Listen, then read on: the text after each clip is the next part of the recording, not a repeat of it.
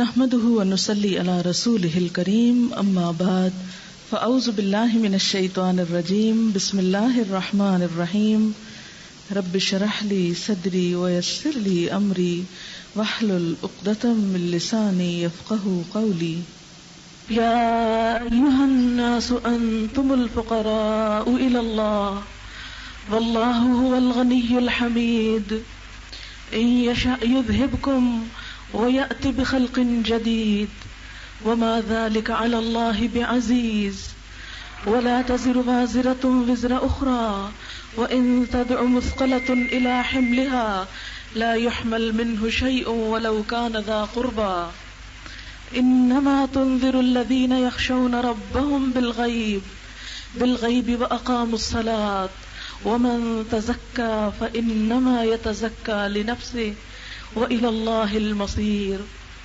وَمَا يَسْتَوِي الْأَعْمَى وَالْبَصِيرُ وَلَا الظُّلُمَاتُ وَلَا النُّورُ وَلَا الظِّلُّ وَلَا الْحَرُورُ وَمَا يَسْتَوِي الْأَحْيَاءُ وَلَا الْأَمْوَاتُ إِنَّ اللَّهَ يُسْمِعُ مَن يَشَاءُ وَمَا أَنتَ بِمُسْمِعٍ مَّن فِي الْقُبُورِ إِنْ أَنتَ إِلَّا نَذِيرٌ إِنَّا أَرْسَلْنَاكَ بِالْحَقِّ بَشِيرًا وَنَذِيرًا وَإِن مِّنْ أُمَّةٍ إِلَّا خَلَا فِيهَا نَذِيرٌ وَإِن يُكَذِّبُوكَ فَقَدْ كَذَّبَ الَّذِينَ مِن قَبْلِهِمْ جَاءَتْهُمْ رُسُلُهُم بِالْبَيِّنَاتِ وَبِالزُّبُرِ وَبِالْكِتَابِ الْمُنِيرِ ثُمَّ أَخَذْتُ الَّذِينَ كَفَرُوا فَكَيْفَ كَانَ نَكِيرِ صدق اللہ العظیم۔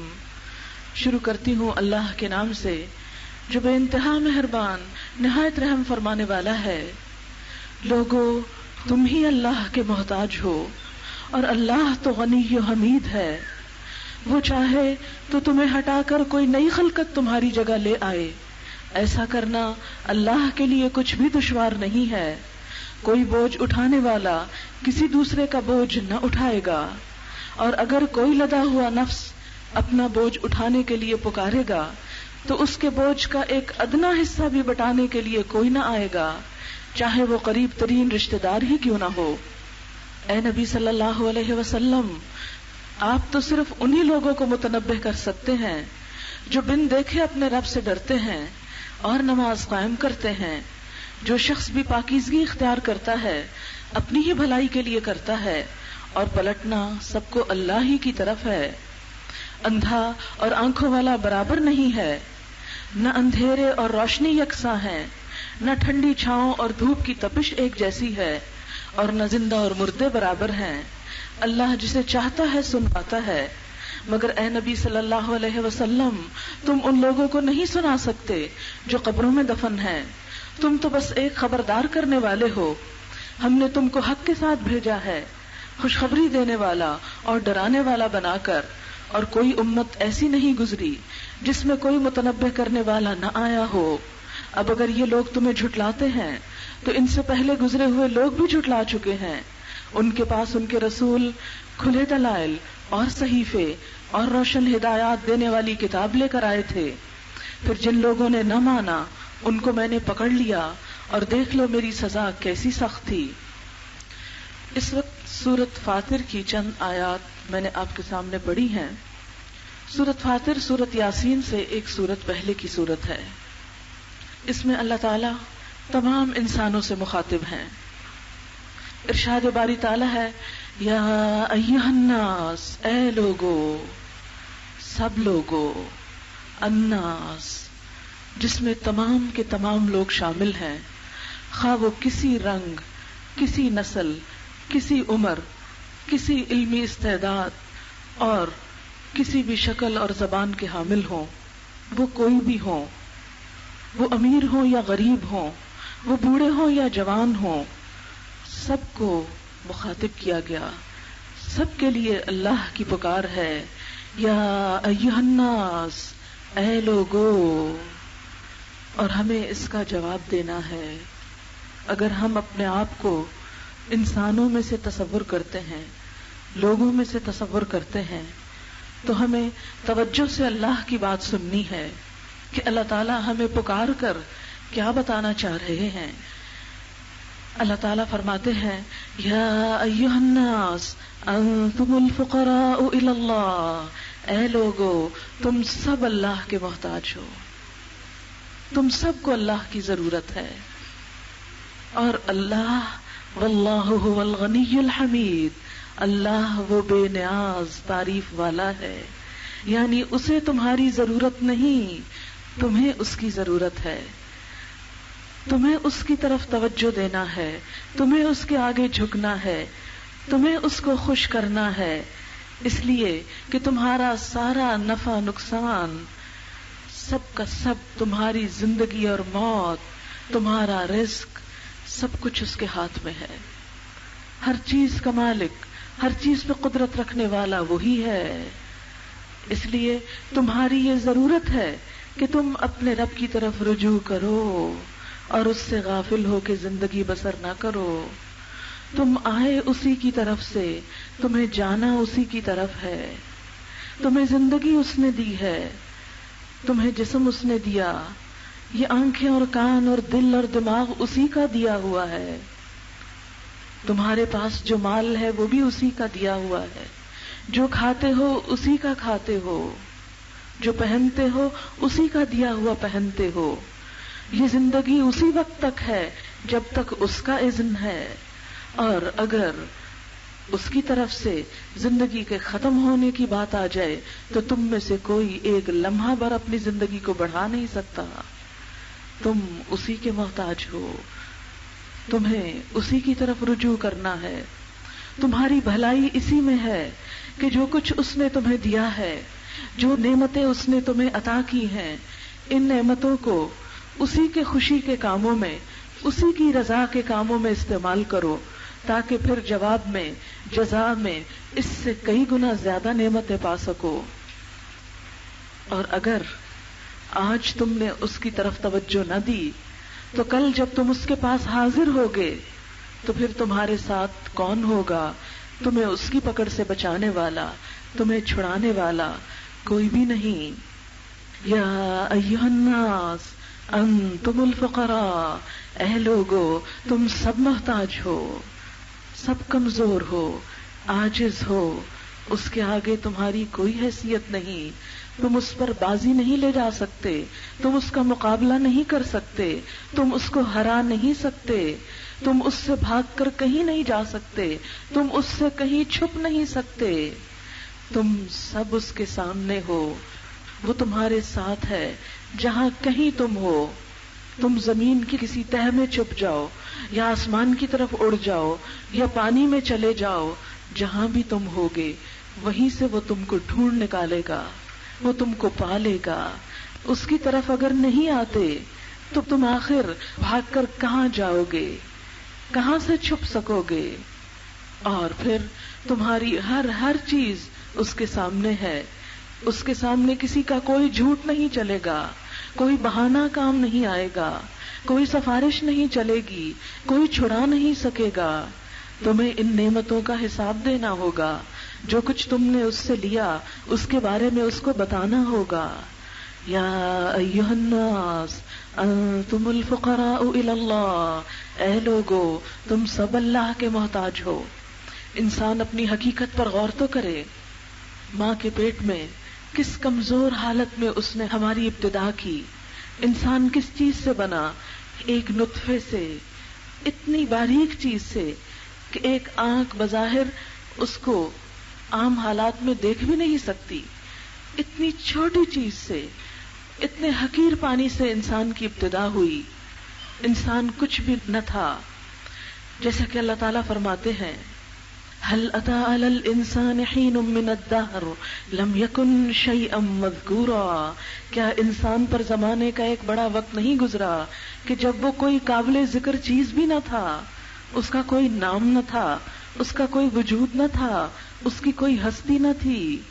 پھر اللہ تعالیٰ نے ہمیں ماں کے پیٹ میں کس حالت میں پروان چڑھایا کہ ایک کے بعد ایک حالت میں خطرہ تھا کہ ہم ختم ہو جاتے اور ہم اس طرح مکمل انسان کے طور پر دنیا میں نہ آتے۔ ہم نے اس کو کیا دیا، کیا خرچ کیا ہم نے یا ہمارے والدین نے کہ ہمیں دیکھنے کے لیے بہترین آنکھیں ملی، بولنے کو زبان ملی، سننے کو کان ملے، سمجھنے کو دل اور دماغ ملا، کام کرنے کو ہاتھ پاؤں ملے، بھاگ دوڑ کرنے کے لیے جسم ملا، اور پھر زندگی کی ساری نعمتوں سے ہم لطف اٹھا رہے ہیں۔ ان سب چیزوں میں کون سی چیز ہماری اپنی بنائی ہوئی ہے؟ اپنے ناک پر کبھی ہم نے غور کیا کہ کس طرح چہرے پر ابھرا ہوا ہے، کوئی جوڑ نظر نہیں آتا، کس طرح اٹھا ہوا ہے، کہیں کوئی آپ کو لکیر نظر نہیں آئے گی کہ کہیں جوڑ کا نشان ہو، کہیں ایسا نہیں ہوا کہ آپ کا ناک کسی چیز کو لگے اور وہ ٹوٹ کے گر جائے۔ کس بہترین طریقے سے اس نے جوڑ دیا۔ اپنے ہاتھوں پہ کبھی غور کیا کیسا بہترین کٹ ہے، یہ انگلیاں کتنا خوبصورت کٹ، کس طرح ہم ان کو موو کر سکتے ہیں، اور پھر کس طرح ان کے اندر لچک رکھی کہ ہم چیزوں کو پکڑ سکتے ہیں۔ یہ سب کچھ کس نے بنایا؟ اگر وہ ان کو سیدھا اکڑا ہوا بنا دیتا، ہم کوئی کام کرنے کے قابل نہ ہوتے، ہم تو کھانا بھی نہ کھا سکتے، ہم تو ایک گلاس نہ پکڑ سکتے کہ اپنی پیاس ہی بجھا سکیں، ہمیں بھی پھر شاید جانوروں کی طرح ہی کھانا اور پینا ہوتا۔ لیکن اس نے ہمیں کتنی بہترین چیزوں سے نوازا۔ ہم جھک سکتے ہیں، ہم نیچے کو ہو سکتے ہیں، ہم سیدھے ہو سکتے ہیں، ہم پیچھے کو ہو سکتے ہیں، ہم نیچے سے چیزیں اٹھا سکتے ہیں، ہم ہاتھ پھیلا کے اوپر سے اتار سکتے ہیں، ہم دائیں بائیں موو کر سکتے ہیں، چل پھر سکتے ہیں۔ اگر ان میں سے اللہ تعالیٰ صرف ایک طاقت لے لے، ہے جو کوئی ہمیں واپس دلا دے۔ ہم سو رہے ہوتے ہیں، ہمارا دل کام کر رہا ہوتا ہے، پورے جسم کو خون سپلائی ہو رہا ہوتا ہے۔ اگر ہمارے سونے کے ساتھ ہمارا دل بھی سو جاتا، ہم کیا کر سکتے تھے؟ پھر ہم میں سے کتنے لوگ زندگی کو باقی رکھ سکتے؟ ہماری کڈنیز ہر وقت کام کرتی رہتی ہیں۔ آپ کو معلوم ہوگا ان پیشنٹس کے بارے میں، ان مریضوں کے بارے میں جن کا ڈائلسس ہوتا ہے، مشین کے ذریعے جن کے خون کو اور جسم کو صاف کیا جاتا ہے، گردوں کا کام مشین کرتی ہے۔ آپ کو معلوم ہے کہ 2 پنیں جسم کے اندر لگتی ہیں، انتہائی پینفل پروسیجر ہوتا ہے، کئی قسم کی دوائیاں جسم میں ڈالی جاتی ہیں، اور پھر انسان کو کافی دیر اس مشین کے ساتھ بندھنا پڑتا ہے، چاہے وہ ایک مخصوص ایریے میں چل پھر بھی سکتا ہے، لیکن اس کے باوجود کتنا تکلیف دہ عمل ہوتا ہے، اور اس پر جو پیسے لگتے ہیں، اگر سال بھر کے گردوں کی صفائی کی رقم جمع کی جائے تو زندگی بھر کی پونجی بعض اوقات ختم ہو جاتی ہے۔ جا کر دیکھیں ان مریضوں کو، پوچھیں ان کا حال کہ جن کے صرف گردوں نے کام کرنا چھوڑ دیا، اور آہستہ آہستہ اتنی ورس کنڈیشن ہوتی چلی جاتی ہے کہ انسان سوچتا ہے کہ اس زندگی سے مر جانا بہتر ہے، صرف ایک نعمت کا چلے جانا۔ اگر ہمارے منہ سے دانت چلے جائیں تو ہم بہت سی غذائیں کھانے اور لطف اٹھانے کے قابل نہ رہیں۔ اگر ہماری سینس آف اسمیل چلی جائے، ہم سونگھ کے خوشبو اور بدبو کا احساس نہ کر پائیں، تو ہم کتنی بڑی نعمت سے محروم ہو جائیں۔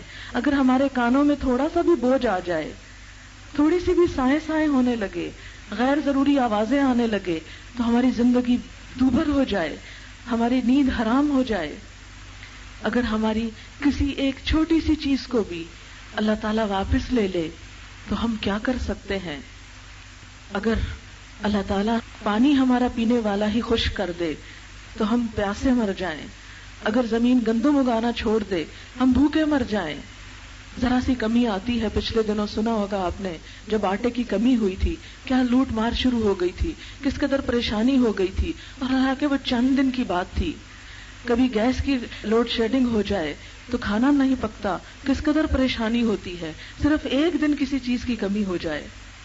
لیکن اللہ نے بے پناہ نعمتیں جو ہمیں دے رکھی، ہم ان کی قدردانی نہیں کرتے اور کبھی نہیں سوچتے کہ یہ سب کچھ ہمیں اللہ نے بغیر کسی قیمت کے دے دیا، ہمارے کچھ خرچ کیے بغیر۔ یا ایھا الناس انتم الفقراء الی اللہ، اے لوگو تم سب اللہ کے محتاج ہو۔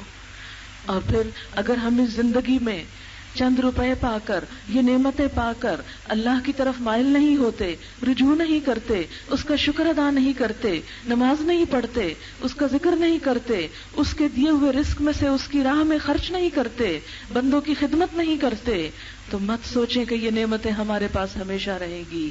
یہ تو چند دن کی مہمان ہیں، چند دن کی بات ہے، یہ سب کچھ بہت جلد واپس چلا جائے گا۔ اپنے ہی والدین کو دیکھیں، ہم میں سے بہت سے لوگوں کے والدین دنیا سے جا چکے ہیں، اور اگر زندہ بھی ہیں تو کس بے کسی کے عالم میں زندگی بسر کر رہے ہیں۔ جو انسان بڑھاپے کی طرف بڑھتا ہے، طرح طرح کی بیماریاں اس کے سامنے کھڑی ہوتی ہیں، چلنے پھرنے سے آوازار ہو جاتا ہے، دوسروں کی مدد کا محتاج ہو جاتا ہے۔ کس طرح جیتے جاگتے انسان، وہی والدین جو ہر وقت ہمیں بہترین باتوں کی نصیحت کرتے ہیں، اپنی ہی عقل و ہوش و حواس کھو بیٹھتے ہیں اور بالکل محتاج ہو کر رہ جاتے ہیں۔ بڑھاپا انسان کی محتاجی کی ایک علامت ہے کہ جس میں دنیا میں ہی انسان کو بتا دیا جاتا ہے کہ کس طرح تم اپنے ہاتھ رکھتے ہوئے کچھ پکڑ نہیں سکتے، راشا ہو جاتا ہے، ہاتھ کانپنے لگتے ہیں، پاؤں رکھتے ہوئے چل نہیں سکتے، دانت ختم ہو جاتے ہیں، سب کچھ ہوتے ہوئے تم کھا نہیں سکتے، طرح طرح کی بیماریاں اس طرح گھیر لیتی ہیں کہ زندگی کی نعمتوں کا لطف ختم ہو جاتا ہے۔ لیکن انسان پھر بھی عبرت نہیں پکڑتا، نہ بوڑھے کو دیکھ کر، نہ بیمار کو دیکھ کر ہم اپنی جوانی، اپنے مال، اپنی اولاد میں اتنے مگن ہیں، ہم سمجھتے ہیں یہ نعمتیں ہمیشہ ہمارے پاس رہیں گی۔ ہرگز نہیں، ایک ایک چیز آہستہ آہستہ خاتمے کی طرف، فنا کی طرف بڑھ رہی ہے، اور بہت جلد وہ وقت آنے والا ہے جب یہ سب کچھ ہم سے واپس لے لیا جائے گا اور ہم خالی ہاتھ اللہ کی طرف لوٹا دیے جائیں گے۔ اور پھر یاد کریں، قبر کے اندر اترنے کے بعد کوئی ساتھ نہیں جائے گا، نہ دوست، نہ عزیز، نہ رشتہ دار، نہ والدین، کوئی بھی نہیں۔ جتنی بھی کوئی محبتوں کے دعوے کرے، تنہا، پھر پاس کون ہوگا؟ صرف اللہ کے رحم و کرم پہ۔ اس وقت کوئی کام نہ آئے گا، ہمارے یہ گھر یہیں رہ جائیں گے، ہمارے بچے یہیں رہ جائیں گے، ہمارے شوہر اور شادیاں کر لیں گے، ہمارے عزیز رشتہ دار 4 دن رو دھو کر ہمیں بھلا دیں گے، گھر کسی اور کے ہو جائیں گے، جائیدادیں دوسروں کے نام لگ جائیں گی، اور ہماری قبر کی تنہائیوں میں کون ہوگا؟ ہمارا عمل، جس سے ہم دور بھاگتے ہیں، جس کے لیے ہمارے پاس وقت نہیں، جس کے لیے ہمارے پاس وسائل نہیں، مال نہیں، ہمت نہیں، طاقت نہیں۔ اصل بات ہے سب کچھ ہے پر ایک دل نہیں مانتا۔ جس چیز کی طرف دل مائل ہو جاتا ہے وہ کام خود بخود آسان ہو جاتا ہے، اس میں پھر کچھ بھی مشکل نہیں رہتی۔ لیکن یاد کریں قبر کی تنہائی کو، اس لیے کہ ایک دن تو جانا ہے نا۔ ہے کوئی طریقہ جو ہمیں چھڑا لے اور بچا لے؟ جب کوئی فوت ہو جاتا ہے تو سب بیزار ہونے لگتے ہیں، اچھا جنازہ کس وقت ہے؟ جانے سے پہلے سب سے پہلے پوچھتے ہیں جنازہ کس وقت ہے، تاکہ پتہ چلے ہماری جان کب چھوٹے گی وہاں سے، کس وقت اٹھائیں گے اس کو اور ہم گھر آئیں گے، کس وقت ہماری خلاصی ہوگی۔ دنیا کی وفاداری کا تو یہ عالم ہوتا ہے۔ پھر جب ہم اندر چلے جاتے ہیں مٹی میں، اندھیرے میں، اور رات آ جاتی ہے، اور دور دور کوئی فریاد سننے والا نہیں، کوئی پوچھنے والا نہیں، کوئی کام آنے والا نہیں، کوئی آ کے چراغ جلائے گا بھی تو اوپر، اندر تو نہیں روشنی آئے گی، کوئی لا کے کھانا رکھے گا تو اوپر، اندر تو کچھ نہیں پہنچے گا۔ جو کچھ بھی ہوگا سب باہر، اور ہم اندر محتاج، لوگوں کی دعاؤں کے محتاج۔ کسی کا دل ہوگا تو دعا کرے گا نا، کسی کو وقت ہوگا تو دعا کرے گا۔ آج تو لوگوں کے پاس اپنے لیے دعا کرنے کا وقت کوئی نہیں، کسی کے لیے کون کرے گا؟ رسم دنیا نبھانے کے لیے اگر کوئی کر بھی دے تو پتہ نہیں کس دل سے کرے گا، اور صحیح بھی کرے گا یا نہیں کرے گا۔ اس لیے کہ ہم تو جہالت کے مارے یہ نہیں جانتے کہ مردے کے لیے دعا کیا کرنی چاہیے۔ ہم تو بیٹھ کے سورۃ فاتحہ پڑھ کے آ جاتے ہیں، جس کا مطلب ہے اہدنا الصراط المستقیم، یا اللہ ہمیں سیدھا راستہ دکھا۔ مردے کو کیا ملا اس سے؟ آپ نے پڑھا اللہ ہمیں سیدھا راستہ دکھا، اس بیچارے کو تو بخشش چاہیے، رحمت چاہیے، جنت چاہیے، قبر کے عذاب سے رہائی چاہیے، وہ کوئی دعا مانگتا ہی نہیں۔ لوگوں کو پتہ ہی نہیں کہ اس وقت مانگنا کیا ہے۔ اپنی زندگی میں اپنے لیے کچھ کرنے کا وقت کوئی نہیں، تو مرنے کے بعد کسی اور کے لیے کیا وقت ہے؟ کون یاد کرے گا؟ اور اگر واقعی ہم نے لوگوں کی بڑی خدمت کر رکھی ہے نا، اور ہمیں چاہنے والے بے شمار ہیں، اور ہم سے محبت کرنے والے ہزار ہیں، وہ بھی تو چلے جائیں گے نا ایک دن۔ وہ کب تک دنیا میں رہیں گے کہ ہمیں یاد کرتے رہیں گے ہمارے پیچھے؟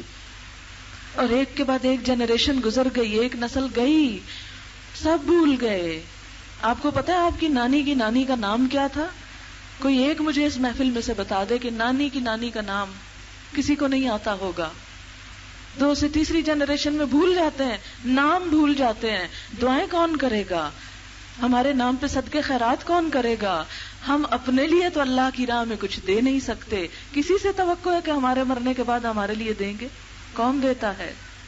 دنیا میں تو کوئی دے نہیں رہا، دنیا میں تو خود اپنے لیے ہمیں دینے کی توفیق نہیں، مرنے کے بعد دوسروں پہ آس ہے وہ ہمارے لیے دیں گے۔ خود قرآن کھول کے نہیں پڑھتے، دوسروں پہ آس رکھی ہوئی ہے کہ وہ پڑھ کے بخشیں گے، پتہ نہیں کیا پڑھیں گے اور کیا نہیں پڑھیں گے، کس دل سے پڑھیں گے، الٹا پڑھیں گے، سیدھا پڑھیں گے، غلط پڑھیں گے، صحیح پڑھیں گے، بیچ میں سے صفحے مس کریں گے، ادھر سے ادھر سکپ کر کے جان چھڑا کے اٹھ جائیں گے کہ کب یہ ختم ہو اور ہماری جان چھوٹے۔ ایسی بیزاری سے پڑھا ہوا کس کو لگے گا؟ وہ تو اپنی شہرت بناتے ہیں، اتنے پڑھ کے بخشے اور اتنے پڑھ کے دیے، اور ویسے بھی نبی صلی اللہ علیہ وسلم سے کوئی ثابت نہیں کہ آپ نے کسی کو اتنے قرآن پڑھ پڑھ کے بخشے ہوں۔ وہ تو جو پڑھتا ہے اسی کو ہی فائدہ ہوتا ہے۔ اگر میں یہ پانی پی رہی ہوں تو آپ کو کیا ملے گا؟ آپ کو کیا مل سکتا ہے؟ اسی وقت ملے گا اگر میں آپ کو یہ دے دوں۔ دنیا کی مادی چیزیں پانی تو دے سکتی ہوں، لیکن اگر قرآن کی تلاوت میں کر رہی ہوں تو یہ میں اپنے منہ سے نکال کے آپ کو نہیں دے سکتی جب تک آپ نہ بولیں، آپ نہ سیکھیں، آپ نہ وہ الفاظ دہرائیں۔ لیکن ہمارے پاس تو وقت ہی نہیں قرآن پڑھنے کا، ہمارے پاس تو گاڑی نہیں ہے، ہمارے پاس تو پیسے ہی نہیں ہیں کہ ہم کسی ایسی جگہ پر ہی جائیں کہ جہاں ہمیں کوئی سکھا دے۔ دنیا کے سب کام کرنے کے لیے ہمارے پاس طاقت ہے، اللہ کے لیے وقت نہیں۔ اور اللہ وہ ذات کہ انتم الفقراء الی اللہ، جس کے ہم سب محتاج ہیں، جس کے بغیر ہمارا گزارا ہی نہیں، جس کے بغیر ہمارے لیے کوئی امید کی جگہ ہی نہیں، جس سے بڑھ کر ہم سے کوئی پیار کرنے والا ہی نہیں۔ واللہ هو الغنی الحمید، اور اللہ وہ بے نیاز ہے، تعریف والا ہے۔ مت سوچو کہ تم اس کی عبادت کرو گے تو اس کو کچھ ملے گا، اور اگر تم نے اس کی عبادت نہ کی تو شاید اس کا نام لینے والا کوئی نہیں۔ کائنات کے اندر اتنی مخلوق ہے کہ ایک ایک ذرہ اللہ کی عبادت کر رہا ہے۔ وَإِن مِّن شَيْءٍ إِلَّا يُسَبِّحُ بِحَمْدِهِ وَلَٰكِن لَّا تَفْقَهُونَ تَسْبِيحَهُمْ، کوئی چیز ایسی نہیں کہ جو اس کی تسبیح نہ کر رہی ہو، لیکن تم اس کی تسبیح کو سمجھتے نہیں۔ ہر چیز اللہ کی تسبیح کر رہی ہے، پوری کائنات، ایک ایک درخت، ایک ایک پتا، پتھر، ستارے، پرندے، ہر چیز اللہ کی تسبیح کر رہی ہے۔ اگر آپ تسبیح نہیں پڑھیں گے، آپ ذکر نہیں کریں گے، آپ محروم رہ جائیں گے، اللہ کو تو کچھ نقصان نہ ہوگا۔ اور پھر ہم نماز نہیں پڑھیں گے، اللہ کا کچھ نہیں بگڑتا۔ وَلِلَّهِ يَسْجُدُ مَن فِي السَّمَاوَاتِ وَالْأَرْضِ، اللہ کے لیے سجدہ کر رہی ہے ہر وہ چیز جو آسمانوں میں اور زمین میں، ہر چیز اس کے آگے جھکی ہوئی ہے۔ اگر ہم نہیں جھکیں گے تو اس کی بادشاہت کو کوئی نقصان نہیں۔ وَاللَّهُ هُوَ الْغَنِيُّ الْحَمِيدُ، اللہ بے نیاز تعریف والا ہے۔ إِن يَشَأْ يُذْهِبْكُمْ وَيَأْتِ بِخَلْقٍ جَدِيدٍ، اگر وہ چاہے تو تمہیں لے جائے اور ایک نئی مخلوق کو لے آئے، اور اللہ کے لیے کچھ بھی مشکل نہیں۔ وَمَا ذَلِكَ عَلَى اللَّهِ بِعَزِيزٍ، جب ہم نافرمانیاں کرتے ہیں اور جب ہم اس کو توجہ نہیں دیتے، اس کو اپنی زندگی میں امپورٹنس نہیں دیتے، تو ہم اس کی مجبوری نہیں ہے۔ اور مت سمجھیں کوئی پکڑ نہیں ہوئی ہماری نافرمانیوں کے باوجود ہمیں دنیا زیادہ ملی تو ہم اور نافرمانی کرتے چلے جائیں، نہیں۔ اللہ تعالیٰ فرماتے ہیں ایسا نہیں کہ تم اتنے سارے مل کے نعوذ باللہ اللہ کو ہرا رہے ہو کہ تمہیں پکڑ نہیں سکتا۔ إِن يَشَأْ يُذْهِبْكُمْ، وہ چاہے تم سب کو لے جائے، وَيَأْتِ بِخَلْقٍ جَدِيدٍ، اور ایک نئی مخلوق لے آئے، وہ نئے لوگوں کو لے آئے۔ اور آپ کو معلوم ہے کہ دنیا میں کئی دفعہ ایسا نظارہ دیکھا گیا کہ جب لاکھوں لوگ ختم کر دیے گئے اور دوسری قومیں وہاں پر آ گئیں۔ بغداد میں ہلاکو خان نے جب حملہ کیا تھا، مسلمانوں کی کتابوں کو دجلہ و فرات میں پھینک کے دریاؤں کو سیاہ کر دیا، اتنے مسلمانوں کو قتل و غارت کیا کہ گلیاں خون سے بہہ اٹھیں، ختم ہو گئے مسلمان۔ اور اس کے بعد جو آنے والے لوگ تھے آہستہ آہستہ انہوں نے اسلام قبول کیا اور پھر انہوں نے دین کی خدمت کی اور نئے جوش و جذبے کے ساتھ اس کے دین کی خدمت کی۔ پھر اس کے بعد اسپین کا حال دیکھیں، آپ کو معلوم ہے کہ اسپین میں مسلمانوں کے ساتھ کیا ہوا؟ ان کی کتابیں جو لاکھوں میں تھیں، ان کی کتابوں کے ڈھیر لگائے گئے اور ان ڈھیروں کو جلایا گیا اور ان کے شعلوں میں کئی ہزار مسلمانوں کو زندہ جلایا گیا۔ جب کوئی قوم اسلام کا دعویٰ کرے لیکن پھر اسلام کے حکم پر نہ چلے، اللہ کی بات نہ مانے، تو بعض اوقات اللہ تعالیٰ دنیا میں ہی نمونہ دکھا دیتے ہیں۔ بعض اوقات مسلمانوں کا اتنا خون بہایا گیا کہ کہا جاتا ہے کہ بعض جگہوں پہ خون گھٹنوں تک آتا تھا، تحقیق کر دیا گیا مسلمانوں کو۔ آج ہم صرف زبان کے مسلمان رہ گئے۔ اگر صرف ڈش دیکھتی رہیں تو ہم اللہ کو کیا جواب دیں گے کہ یا اللہ ساری زندگی پیسے کمائے تھے، جمع کیے تھے کہ اپنی نسلوں کو غیر مسلموں کا کلچر دکھا دکھا کے غیر مسلم ہی بنا ڈالیں۔ آج ہمارے بچے اگر بظاہر مسلمان نظر بھی آتے ہیں تو ان کی سوچ اور ان کا ذہن صحیح معنوں میں مسلمان نہیں رہا۔ ان کے ہیروز مسلمان نہیں ہیں، ان کے ہیروز عمر اور ابو بکر نہیں ہیں۔ وہ انڈین فلموں کے اداکار تو ہو سکتے ہیں لیکن وہ صحابیات اور امہات المومنین کے نام نہیں جانتے۔ وہ اسلامی تاریخ اور اسلامی کلچر سے بالکل بے بہرا ہیں۔ وہ اسلامک کلچر کہ جس نے دنیا کو رہنمائی کی تھی، جو دنیا کی سپر پاورز کو ڈومینیٹ کر گیا تھا۔ ہم نے اسلام پر چلنے کے لیے عملی طور پر کوئی کوشش نہیں کی۔ آج ہماری زندگی میں وہ کچھ بھی نظر نہیں آتا جو صحابہ کرام کی زندگی میں تھا۔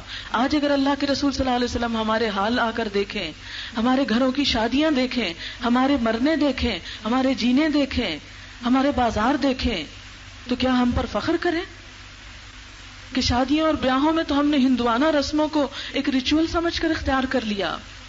ایک ایک رسم پر ہم ہزاروں اڑانے کو تیار ہیں صرف نام کی خاطر۔ کیا اللہ کے رسول صلی اللہ علیہ وسلم کے ہاں بھی شادیاں اسی طرح ہوتی تھی جس طرح ہمارے ہاں ہو رہی ہیں؟ کیا ان کے ہاں بھی مرنے کے بعد اسی طرح بڑے بڑے کھانے پکتے تھے اور ہزاروں روپے لٹائے جاتے تھے اور ایک دوسرے کا مقابلہ کیا جاتا تھا؟ کیا اللہ کے رسول صلی اللہ علیہ وسلم نے بھی کسی کے مرنے پر 40 دن کے بعد کارڈ تقسیم کیے اور کھانے پکوائے؟ ہم کن کاموں میں اپنا پیسہ برباد کر رہے ہیں؟ کیوں نہیں اس پیسے کو ہم تعلیم کے لیے استعمال کرتے؟ کیوں نہیں اس پیسے کے ذریعے ہم امت مسلمہ کو ایجوکیٹ کرتے، ان کے لیے قرآن کی تعلیم کا بندوبست کرتے؟ اور پھر اگر اسی حال میں ہماری زندگی گزر گئی تو دیکھیں پھر ہوتا ہے کیا آگے۔ فرمایا وَلَا تَزِرُ وَازِرَةٌ وِزْرَ أُخْرَىٰ، قیامت کے دن کوئی کسی کا بوجھ نہیں اٹھائے گا۔ آج ہم غلط کام کرتے ہیں نا تو کہتے ہیں فلانا بھی تو کر رہا ہے، ہم نے کر لیا تو کیا ہوا؟ قیامت کے دن آپ اللہ کو راضی نہیں کر سکتے یہ کہہ کے یا اللہ فلانا غلط کرتا تھا لہٰذا میں نے غلط کیا، اب اس کی سزا بھی اس کو دے دیں جس کو دیکھ کے میں نے غلط کام کیا۔ نہیں، لا تزر وازرۃ وزر اخرى وان تدع مثقلۃ الى حملها لا يحمل منه شيء ولو كان ذا قربى۔ اگر کوئی بوجھ سے لدا ہوا شخص، گناہوں کی پوٹلی اٹھائے ہوئے شخص، اس کی کمر جھکی جا رہی ہو اور کسی کو آواز دے ادھر آؤ میرے گناہ کچھ لے لو کہ میں سیدھا کھڑا تو ہو سکوں، لا يحمل منه شيء، کوئی کسی کا ذرہ برابر گناہ نہ لے گا، وَلَوْ كَانَ ذَا قُرْبَىٰ، اگرچہ قریبی رشتہ دار ہی کیوں نہ ہو۔ اور جیسا کہ آپ جانتے ہیں قرآن پاک میں آتا ہے یوم یفر المرء من اخیہ وامہ وابیہ وصاحبتہ وبنیہ لکل امرئ منہم یومئذ شأن یغنیہ، جس دن انسان بھاگے گا، منہ پھیر جائے گا، کس سے؟ من اخیہ، اپنے ہی بھائی سے۔ اگر دیکھے گا نا اپنا بھائی مصیبت میں گرفتار ہے، بھاگ نکلے گا۔ آج آپ نے دیکھا کہ دنیا میں بھی بہن بھائی جب مصیبت میں ہوتے ہیں تو عموماً رشتہ دار ملنا جلنا ہی چھوڑ دیتے ہیں، عموماً رشتے ہی ختم کر دیتے ہیں۔ اگر کوئی بہن بھائی غریب ہو تو کسی کو بتاتے ہی نہیں فلاں ہماری بہن ہے یا بھائی ہے، وہ ہمارے لگتے ہی کچھ نہیں ہوتے۔ پھر یہ دنیا کا حال ہے۔ کوئی عورت بیوہ ہوتی ہے تو آپ دیکھیں کہ اس کا اور اس کے بچوں کا پھر کیا حال ہوتا ہے، کس طرح رشتہ دار منہ موڑ جاتے ہیں، اپنے بھی پرائے ہو جاتے ہیں۔ یہ دنیا میں بھی ہوتا ہے۔ تو قیامت کے دن تو لازمن ہوگا، اس لیے کہ ہر شخص پریشان ہوگا کہ میری بچت ہو جائے، چاہے اس کے بدلے مجھے اپنی اولاد ہی جہنم میں پھینکنی پڑے۔ یود المجرم لو یفتدی من عذاب یومئذ ببنیہ، اس دن مجرم چاہے گا کاش آج کے دن کے عذاب سے بچنے کے لیے اپنے بیٹے کو فدیے میں دے دوں، یا اللہ یہ میرا بیٹا میری جگہ جہنم میں ڈالو، مجھے نکال لو۔ وصاحبتہ، اپنی بیوی کو، وفصیلتہ التی تؤویہ، وہ قبیلہ جو اسے پناہ دیتا کہ یا اللہ ان سب کو لے لو، میرا پورا خاندان لے لو اور مجھے چھوڑ دو۔ یوم یفر المرء من اخیہ، اپنے بھائی سے بھاگے گا۔ وَأُمِّهِ اپنی ماں سے بھاگے گا، میں ماں کی شکل نہ دیکھوں کہ ماں کہے ادھر آؤ بچے ایک نیکی دے دو. وَأَبِيهِ باپ سے بھاگے گا، وَصَاحِبَتِهِ اپنی بیوی سے بھاگے گا، وَبَنِيهِ اپنے بیٹے سے بھاگے گا، اپنے بیٹے کو منہ نہ لگائے گا چلے جاؤ دور ہو جاؤ میں تمہیں نہیں دیکھنا چاہتا، میرے پاس کوئی نہ آئے مدد مانگنے کے لیے. الل اعلان کہے گا انسان. کیوں؟ لِكُلِّ امْرِئٍ مِّنْهُمْ يَوْمَئِذٍ شَأْنٌ يُغْنِيهِ کیونکہ ہر انسان پہ خود ایسا حال ہوگا جو اسے دوسرے سے بے نیاز کر دے گا، کہے گا کہ مجھے کسی کی پرواہ نہیں. آپ دیکھیں آج بھی اگر ہمارے سر میں شدید درد ہوتی ہے نا اور ہم چکر کھا رہے ہوتے ہیں تو وہ مائیں جو بچوں کو دودھ پلاتی ہیں کہتی لے جاؤ میں نہیں دودھ پلاتی، لے جاؤ اس کو یہاں سے، مجھے ہوش نہیں ہے، لے جاؤ یہاں فلاں بھی چلا جائے، فلاں بھی دور ہو جاؤ، نکل جاؤ. کس طرح لوگ بیماری کے عالم میں چیختے ہیں. آخرت کے دکھوں اور تکلیفوں میں کوئی کسی کو نہیں پوچھے گا، سب بے وفا ہو جائیں گے. یہ بے وفائی تو مرنے کے ساتھ ہی نظر آ جاتی. ایک شخص بھی قبر میں ساتھ نہیں جاتا. ہائے میری اماں اکیلی کیسے رہے گی.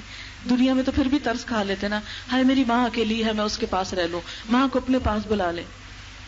بڑے ہو کر جب شادیاں ہو جاتی ہیں ماں باپ اکیلے ہو جاتے ہیں پھر بھی ہم تڑپتے ہیں ہمارے پاس آ جائیں، ہمارے پاس آ کے رہ لیں، چلے کچھ دن آپ ان کے پاس گزار آئیں. لیکن جب ماں باپ مرتے ہیں کوئی بچہ ساتھ نہیں جاتا، جتنا مرضی چیخے چلا بس قبر تک چیختے چلاتے پھر گھر آ جاتے ہیں. اندر تو کوئی نہیں لیٹتا ساتھ، لیٹ سکتا ہی نہیں، کوئی لیٹنا چاہے بھی نا لیٹ سکتا ہی نہیں. یہ ہم سب کے ساتھ ہونے والا ہے، یہ ہم سب نے دیکھنا ہے. اور وہ دن آنے والا ہے کہ لا تزر وازرۃ وزر اخری، کوئی کسی کا بوجھ نہ اٹھائے گا، اور اگر کوئی اٹھانا بھی چاہے گا تو اٹھانے دیا ہی نہ جائے گا. ولو کان ذا قربا، اگرچہ قریبی رشتہ دار ہی کیوں نہ ہو. انما تنذر الذین یخشون ربهم بالغیب واقاموا الصلاۃ.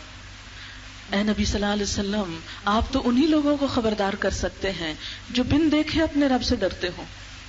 بات انہی پہ اثر کرتی ہے کہ جو رب سے غائبانہ طور پر ڈرتے ہوں اور سمجھتے ہوں کہ انہیں اپنے رب کے پاس واپس جانا ہے اور ایک دن اس کے سامنے حاضر ہونا ہے اور اس کو حساب دینا ہے، اس رب کے سامنے جس سے ہم کچھ بھی نہیں چھپا سکتے. وَأَقَامُوا الصَّلَاةَ، اور جو نماز قائم کریں. نماز. نبی اکرم صلی اللہ علیہ وسلم جب مرض الموت میں آخری دنوں میں تھے اور مسجد نہ جا سکتے تھے تو حضرت ابوبکر صدیق رضی اللہ تعالی عنہ کو اپنی جگہ نماز پڑھانے کے لیے مقرر کیا. وہ نماز پڑھاتے تھے کہ ایک دن نبی صلی اللہ علیہ وسلم کو تھوڑا افاقہ ہوا. آپ سہارا لے کر مسجد کی طرف لپکے، پردہ اٹھا کے دیکھا تو دیکھا کہ صحابہ کرام خشوع و خضوع کے ساتھ نماز پڑھ رہے ہیں. حضرت ابوبکر ہچکیاں لے لے کے رو رہے ہیں اور نماز پڑھا رہے ہیں. شدید انہماک ہے نماز میں، سب حاضر ہیں. اس کے باوجود جب آپ فوت ہونے لگتے ہیں تو نماز کی تلقین کرتے ہیں. آپ سوچیں کہ وہ جنہوں نے سب کو نماز پڑھتے دیکھا اور اتنے خشوع و خضوع کے ساتھ نماز پڑھتے دیکھا، پھر بھی آخری بات میں جو تلقین ہے امت کو وہ نماز کی. اور آج آپ دیکھیں کہ ہم میں سے بہت سے لوگ اس بات کی شکایت کرتے ہوئے نظر آتے ہیں کہ ہم تو نماز پڑھتے ہیں ہمارے بچے نہیں پڑھتے، ہم کیا کریں. اکثریت اس بات پر پریشان ہے. آپ خود سوچیں اگر ہمارے بچے ہمارے سامنے نہیں پڑھ رہے تو ہمارے دنیا سے جانے کے بعد وہ کیسے پڑھیں گے، اور اگر وہ نہیں پڑھتے تو ان کی اولاد کیسے پڑھے گی. اور آہستہ آہستہ نماز ختم ہوتی چلی جائے گی. اور اگر نماز جیسی چیز ختم ہو جائے تو اس کا صاف مطلب ہے کہ اللہ سے نہیں ڈرتے ہم. ہاں ہو رہی آزان، اللہ تعالیٰ آپ بلا رہے ہیں، بلاتے رہیں، ہم نہیں آ رہے. زبان حال سے پکار کے کہتے ہیں کیا کر سکتے ہو کر لو، ہم نہیں آ رہے نماز پڑھنے، نہیں پڑھتے ہم. ایسے لوگ پھر اللہ کے دین کا کیا کام کریں گے؟ پھر آگے آئندہ آپ کی نسلوں میں اسلام کو کیسے چلائیں گے؟ کس قدر پریشانی کی بات ہے. اور ہر گھر میں ہے یہ پریشانی، گھر گھر میں ہے. کبھی ہم نے سوچا یہ کیوں ہے؟ اس لیے کہ ہم نے اپنے بچوں کو لاڈ لاڈ میں وہ کچھ خرید کے لا کے دیا، وہ کچھ ان کو تعلیم دی کہ جہاں نماز کوئی اہم چیز نہ تھی، گیمز میں، ٹیلی ویژن میں، موویز میں اتنا ان کو انوالو کر دیا کہ ان کے دل سے نماز کی محبت ہی ختم ہو گئی، نماز کے لیے وقت ہی ختم ہو گیا، نماز کا شوق ہی ختم ہو گیا. وہ دل اتنے سخت ہو گئے دنیا کی ان حرام چیزوں کو دیکھ دیکھ کے کہ نماز کی طرف بھلا کیوں جائیں.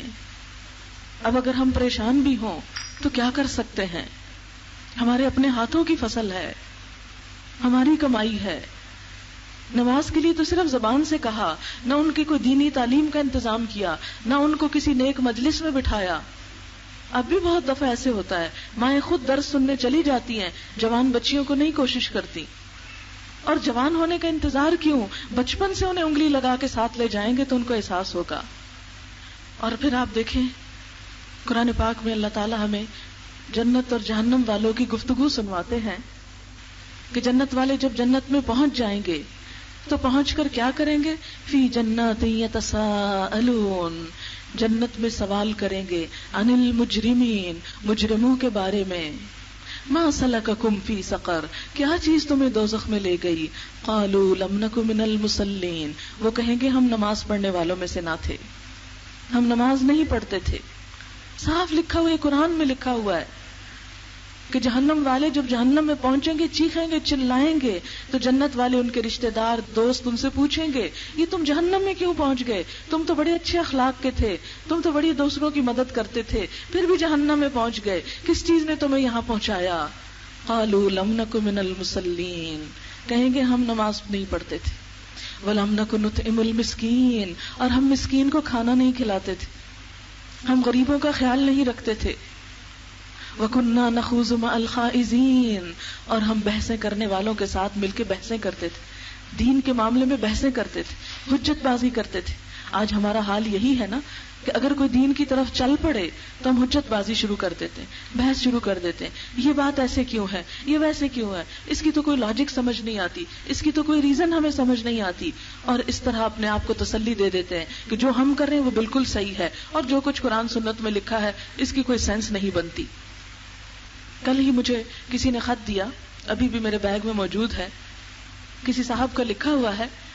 انہوں نے میرے شوہر کو لکھ کے بھیجا ہے اپنی بیوی کے بارے میں کہ ان کی بیوی کے خیالات ایسے اور ایسے ہیں، ایک ایک چیز کو پڑھ کے روح کانپتی ہے.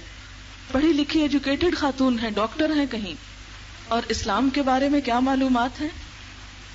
کہتے ہیں کہ میری بیوی کے چند خیالات جن سے میرے پاؤں کے نیچے سے زمین نکل گئی آپ کے گوش گزار کرنا چاہتا ہوں تاکہ آپ کی وساطت سے اللہ کی مدد رہنمائی حاصل کی جائے. بیوی کہتی ہیں کہ ہمارے دین میں 1400 سال پرانی باتیں ہیں جبکہ اب حالات مختلف ہیں. میں کسی ایسی چیز کو نہیں مانتی جس میں کوئی لاجک نہ ہو، لہٰذا قرآن کی جو چیز میری سمجھ میں آتی ہے مانتی ہوں، جو سمجھ میں نہیں آتی نہیں مانتی. اب آپ دیکھیں ہماری عقل ہی کیا ہے، یہ ہمارے پڑھے لکھے لوگ کہہ رہے ہیں. اور پھر اس کے بعد یہ کہ جب سمجھ آئے گی تو مان لوں گی. اب آپ دیکھیں کہ جب سمجھ آئے گی تو مان لوں گی تو کون سمجھائے گا؟ کوئی سمجھائے گا تو سمجھ آئے گی نا. اب مسئلہ یہ ایسا ہی ہے کہ جو کوئی کہے میں کسی ڈاکٹر کے پاس نہیں جاتی، مجھے جب تک ڈاکٹر یہ نہ سمجھائے کہ اس دوائی کا کیا اور کیا اثر اور اس میں کیا کچھ پڑا ہوا ہے میں دوائی نہیں کھاؤں گی. نہیں، ایسا نہیں ہو سکتا. پھر اسی طرح یہ ہے کہ واقعہ معراج سرے سے ہوا ہی نہیں، یہ سب خواب تھا، اس کا حقیقت سے کوئی واسطہ نہیں. پھر اسی طرح نعوذ باللہ حضرت عیسیٰ علیہ السلام کے بارے میں کہ حضرت مریم کو ڈر تھا کہ حضرت عیسیٰ علیہ السلام نے بڑے ہو کر رات سے پردہ نہ اٹھایا، یعنی وہ ان کے کسی ناجائز بوائے فرینڈ کا بیٹا تھا. یہ مسلمان خاتون ہیں. پھر اسی طرح شراب پینا منع نہیں بلکہ نشے میں آنا منع ہے، اس لیے پارٹیز میں سمپلی تھوڑا بہت پینے میں کوئی حرج نہیں. پورک صفائی کے لیے منع کیا گیا تھا، اب صاف ہو گیا اس لیے کھانا حلال ہے. پگ، سور. اسی طرح ایک سے ایک بڑھ کر یہ کئی صفوں کا خط ہے. اگر یہ کسی جاہل انسان کا ہوتا نا تو ہم کہتے ہائے بیچارہ لا علم، اس کو کیا خبر. لیکن افسوس یہ کہ ہمارے ہائیلی ایجوکیٹڈ لوگ اس قسم کے خیالات رکھتے ہیں. بتائیں میرے اور آپ کے پاس کیا حل ہے اس کا؟ یہی نا کہ قرآن کی تعلیم کو عام کریں، کثرت کے ساتھ لوگوں تک اس کتاب کو پہنچائیں تاکہ لوگوں کو اس کی لاجک سمجھ آئے. ویسے بات یہ ہے کہ ایمان لاجک نہیں مانگا کرتا. ایمان کا کیا مطلب ہے کہ سمجھ میں آیا ہے یا نہیں آیا ہم اس کو مان لیں. آپ دیکھیں کہ جب ہم بیمار ہوتے ہیں اگر ڈاکٹر یہ ریکمینڈ کرے کہ آپ کا علاج آپریشن ہے تو ہم اس سے لاجک مانگتے ہیں. ہم اس سے بحث کرتے ہیں, جرح کرتے ہیں کہ آپ نے کیسے کہہ دیا آپریشن ہے اور آپ کیسے آپریشن کریں گے, پہلے مجھے سارا سمجھائیں پھر میں آپریشن کرواؤں گا. نہیں, ہم کہتے ہیں شکر ہے کہ پتہ چل گیا اس کو بیماری کا, حالانکہ پتہ نہیں چلا یا نہیں, لیکن ایمان لاتے ہیں اس پہ, اور پھر جا کر ہسپتال میں لیٹ جاتے ہیں, ہمیں بے ہوش کر دیتے ہیں. وہ چھری چاقو لے کر جیسے چاہیں چیریں پھاڑیں, جو چاہے نکالیں, جو چاہے ڈالیں, ہم ان کے سامنے آمنا صدقنا سر تسلیم خم کر کے بیٹھے ہوئے ہیں. دنیا کے معاملے میں تو ہم کوئی لاجک نہیں مانگتے, دین کے معاملے میں ہم لاجکس کیوں مانگتے ہیں؟ اس کا یہ مطلب نہیں کہ لاجک نہیں ہونی چاہیے, ہونی چاہیے, لیکن جو جانتا ہے اسے پہنچانا تو چاہیے. اب مثال کے طور پر اگر میں بتانے والی ہوں تو آپ کا بھی کچھ فرض بنتا ہے کہ اگر میں اسلام آباد سے آئی ہوں تو آپ لوگ فیصل آباد سے صبح نیند سے اٹھ کے یہاں پر آ جائیں. لیکن کتنے ہی لوگ ہوں گے آج کہ جن کو پتا ہوگا اور پھر بھی وہ نہیں آئے. قیامت کے دن جا کے یہ کہہ سکیں گے کہ یا اللہ فلاں تیری بات کی لاجک نہیں تھی پتا, اس لیے ہم نے مانا ہی نہیں. جب بتانے کے ذرائع موجود ہیں تو ہم میں سے جو شخص آ کے سن سکتا ہے سنے, جو سن کے گیا ہے وہ دوسروں کو بتائے, جو خود نہیں بتا سکتا وہ کتاب پڑھ کے سنائے, کسی کو کیسٹ سنوائے, کسی طرح کا انتظام کرے. پوری امت مسلمہ کا فرض ہے کہ ہم اللہ کے دین کے لیے اپنی صلاحیتوں کو وقف کریں, اس کے لیے اٹھیں, کوشش کریں, اپنے اس وقت کو غنیمت جانیں. اللہ نے ہمیں چن لیا, ہم چنے ہوئے لوگ ہیں. اللہ نے دوسری قوموں کو اگر مسلمان کر دیا ہوتا اور ہم کافر ہوتے تو ہمارا کیا حال ہوتا؟ کیا ہم اپنے لیے یہ نہ چاہتے کہ ہمیں بھی کوئی مسلمان کرے, ہمیں بھی کوئی آگ سے بچائے؟ آج ہم کیوں سو گئے کہ جو لوگ ایمان سے دور ہیں انہیں ایمان کی طرف لانا ہے اور ان کو جگانا ہے. ہمیں تو ابھی اپنے مسلمانوں کو مسلمان نہ کر سکے, ان کو کیا بتائیں گے؟ اور اس کام کے کرنے کے لیے سب سے پہلی بات کیا ہے کہ انما تنذر الذین یخشون ربهم بالغیب, غیبانہ طور پر رب کی خشیت, رب کی عظمت کا احساس, رب سے ڈر, اور نماز کا قائم کرنا, اپنی عملی زندگی سے اصلاح کرنا. سب سے پہلے خود نماز کا پابند ہونا.